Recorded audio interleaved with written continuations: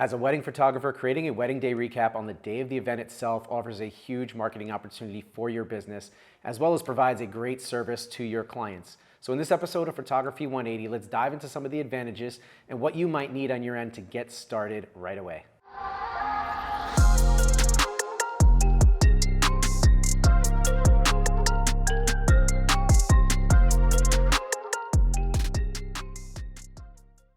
All right, welcome back to the series, everyone. This week is all about the wedding day recap. So as a wedding photographer, being able to produce a collection of your favorite images from the wedding that you've shot up to that point that you can share with guests at the wedding, especially your bride and groom, is just an amazing opportunity both for your business on the marketing side as well as the service side that you're providing to your clients. There are so many advantages across the board here, but there are a few things that we need to be aware of in order to properly provide one or get one done without sacrificing any of the moments that are happening throughout that process of you editing and prepping these photos. So first and foremost, let's talk about things that you will need in order to really make this happen easily. Number one is you need a laptop. You're gonna have to have a way to import your images immediately during, let's say, cocktail hour when things start to settle down. That's usually when I'll start to import all the images from both my primary cameras as well as my second shooters.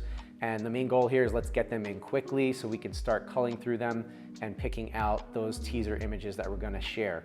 Now, prefacing that, we don't provide this type of service to our clients unless we know that we're gonna have a second photographer available to cover the event as we're prepping the images. It's very important to realize and to explain to your clients that as much as we would love to provide this service and this sneak peek on the day of the event, we'll never put that as a priority over missing moments that are happening while we're editing. So need that second camera. It's a way to sell that service to your clients if they do invest in a setup with their DJ or entertainment company that does provide screens. You can use that as a way of sort of selling your second photographer because they really do want it. You're gonna have to have someone there to cover those moments. It's really crucially important. The photos are going to last forever. The moments happen and they're gone. So we never wanna sacrifice that part of it.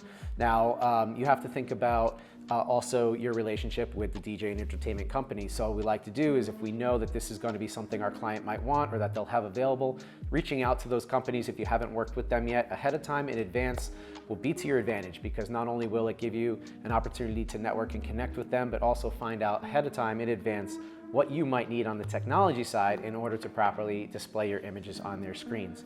In many cases, it could be just providing your laptop to them that they may connect either USB-C or HDMI, or if you put the images on a USB device itself to provide to them that they can connect to their screens. Either way, you're gonna have to know what is involved up front so you don't end up in a situation where your clients are expecting some images and you have no way of showing them.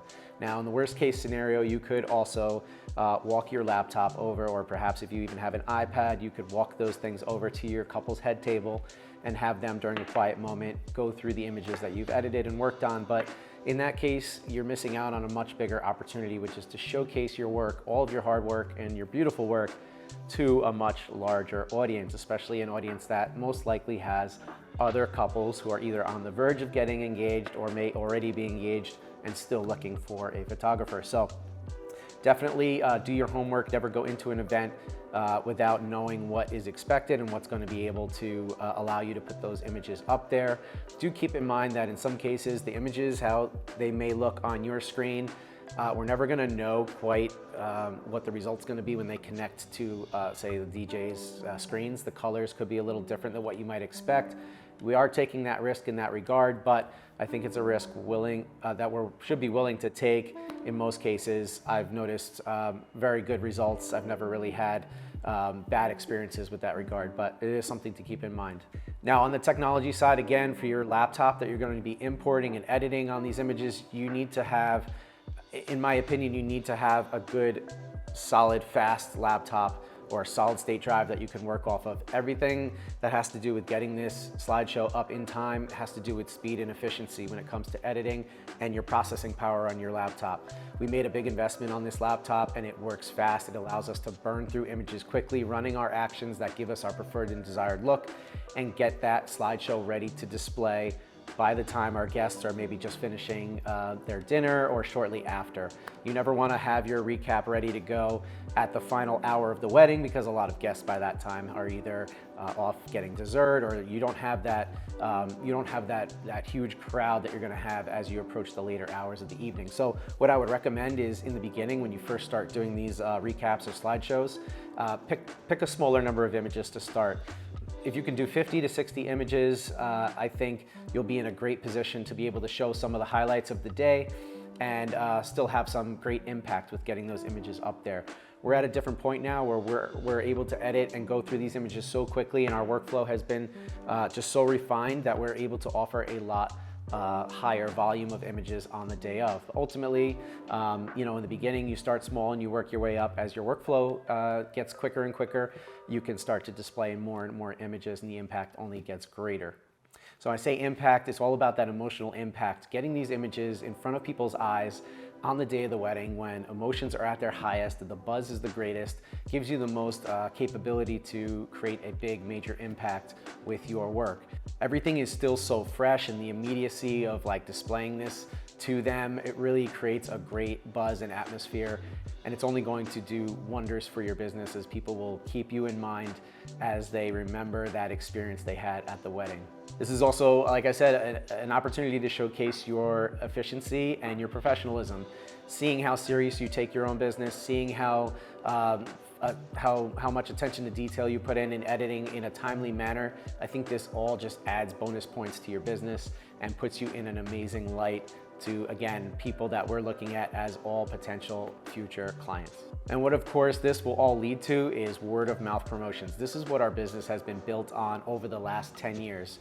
Yes, we do marketing in other ways, but when it comes down to it, having friends and family who have experienced your services that you've provided to their loved ones share your business, that's the best kind of promotion you could possibly get, because when it comes down to it, people are going to trust those who are closest to them versus, let's just say, a random review they might read online. So yes, the reviews online are important, but ultimately we're never going to quite know as consumers looking at a business if they're truly legitimate or who they might be. So when it comes from friends and family directly, as people discuss their plans to have a wedding and to be looking for a particular service, you want your name to come at the top of that list, and that's going to be as a form of all these word of mouth referrals that you've built up. Another great advantage here is the increase in social media engagement. Again, we're riding the wave of energy coming from the wedding, and hopefully by having those images that you can share on the day of the event, you go home, maybe the next day you're posting them already up to social media, taking full advantage of the emotions that are still running high, and more people are likely to comment, share, and like your posts, bringing more attention to your social media page, and of course potentially boosting your following count and getting your work in front of more and more people for the future. This is indeed a specialty, compared to other people in your market. If they're not offering this, this gives you a huge way to stand out from your competition. People are going to remember this. They're going to remember the fact that they attended this event and that they're already seeing these beautiful edited images right in front of their faces from moments that just happened. And so you can't beat that type of promotion, especially on the day of the wedding itself. But again, if you're not able to complete the recap on the actual day of the wedding, do your best to have it ready at least the following day. Each day you wait to produce that recap and get it out there for people to see, the buzz becomes a little less each day.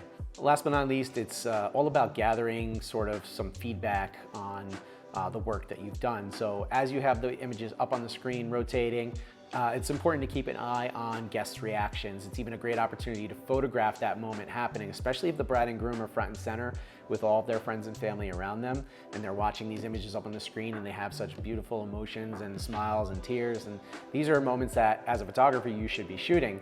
It's extra promotion, again, that you can share these images and see in real time, take some BTS clips as the images are scrolling and catch these reactions, because these are the true reactions that people are going to remember as they think about the type of photographer they might want to have at their wedding or at their daughter or son's wedding. So very, very important to keep a close eye on reactions as your images are going.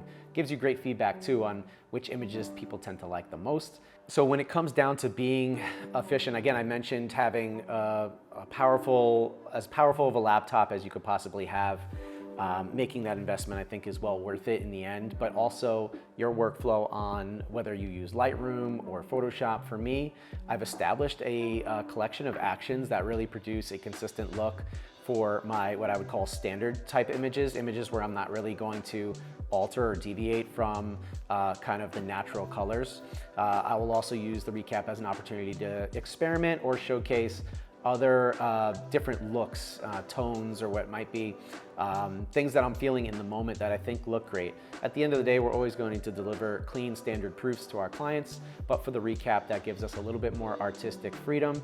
And again, using that as a tool so that as you're trying out new actions, new looks, new tones, you can kind of gauge the reactions again of the crowd and those who are watching the images, and you might be able to see what people tend to connect with the most and use that as information going forward. I tend to go through phases where I'll connect to a certain series of tones, whether it be matted or brown.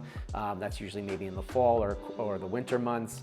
And then as spring comes, we might get a little bit more vibrant actions that I tend to use.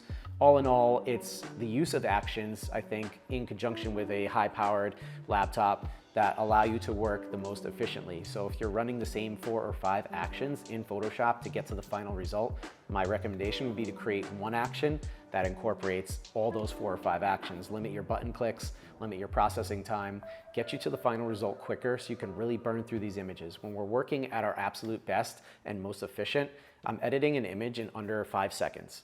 And now I'm not doing any high-end retouching, although I am picky when it comes to that. And if I do see things that should be removed or lines that should be straightened, it will add a few extra seconds to my workflow per image.